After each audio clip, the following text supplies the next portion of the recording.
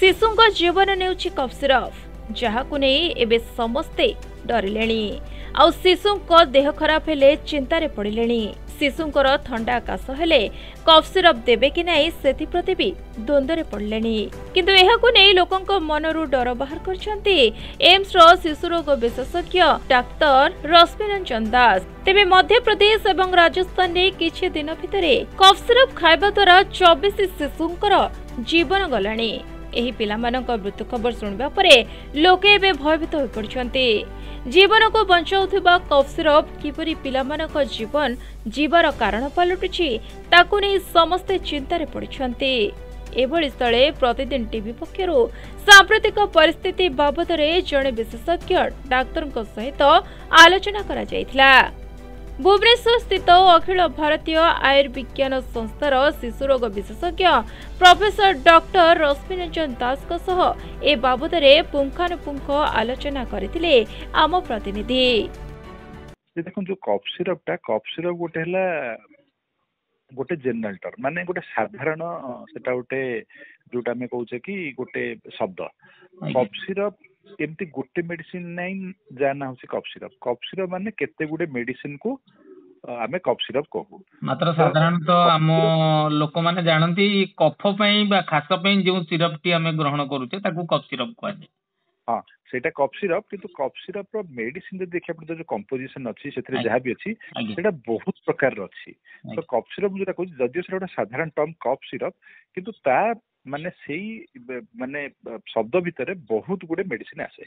तो देखंतु मनीष केते बेले गोटे औषध खाइबो जेतले देह खराब हो जेंत हमको जर मेडिसिन खाउचे हमर माने रोग हेले सेही टाइप रो मेडिसिन खाउचे बीपी हेले बीपी मेडिसिन खाउचे तेनु जेते बेले कफ हो सेतले हमको किछ गोटे कफ सिरप खाइबो पड़िबो नै कि।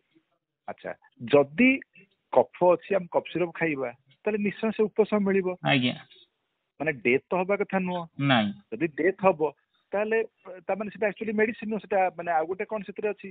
तो एई तो कफ सिरप ता जोटा आपण मध्य प्रदेश रे जोटा खाई करी पिलाकर डेथ हैला ए देखा जाय जे सेथिरे किछि गोटे हमर पॉइजन गोटे मिसी जायतला जोटा कोन डाइथिलिन ग्लाइकल डीजी ताकू कहती। आपण माने जानिथिबे बहुत समय सुनिथिबे भी लोक माने मद पी के मृत्युवरण करले मद सांगे सांगे मृत्युवरण करिवनी कि सेटाला मदटा हला इथाइल अल्कोहल सेथरे जदी मिथाइल अल्कोहलटा मिसिबो ताले सेटा उटा विष होई जिवो जते मद मृत्यु आपण देखथिबे सबथरे मिथाइल अल्कोहल।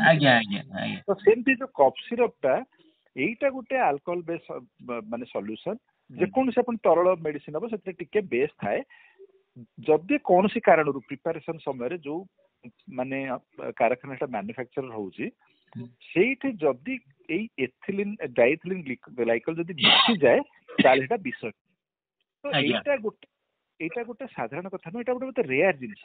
तबे श्री दास को कहबा कथा हला वर्तमान जे स्थिति देखा दैछि सेति पई किछि निर्दिष्ट कारण दायी।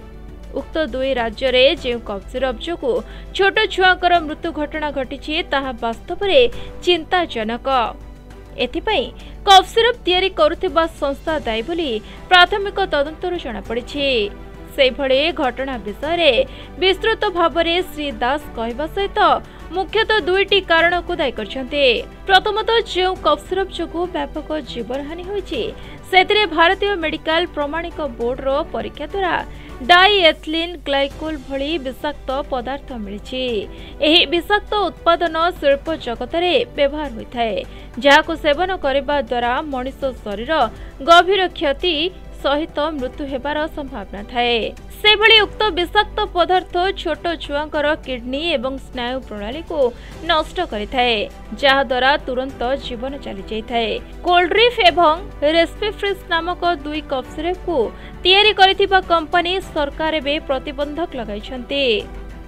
अत्यंत अस्वास्थ्यकर परिवेश रे एगुड़िकर प्रस्तुति चलीथिला जहाकू रोकिबारे सबु स्तर रे विफल देखिबाकू मिलिथिला। तेबे श्री दासकर कहबा कथा शिशुଙ୍କ काश और कफ जनित समस्या निमते केवल कफ सिरप एकमात्र उपाय नुहे अन्य औषध द्वारा मध्य एहार निराकरण करा जाय परिबो। 2 वर्षरू कम शिशु को जरूरी थिले दियंतु विशेषज्ञ डाक्तर को परामर्श क्रमे। मात्रा ठारू अधिक कफ सिरप दिले छुआंक मध्यरे पार्श्व प्रतिक्रिया देखा जाउछि। एथिपई भयभीत हेबार आवश्यकता नहीं एवं उपयुक्त डाक्तरकर परामर्श नै छोट छुआंकु कफ सिरप दे परिबा। स्थिति सुधारिबा निमंते सरकार विभिन्न मार्गदर्शिका जारी करथिया बेले आमे चिकित्सक हिसाब रे एतिकी कहिबु उपयुक्त डाक्तरी परामर्श सहित शिशु को कफ सिरप दिया जाई पारिबो एवं आदो भयभीत हेबार आवश्यकता भी नाही।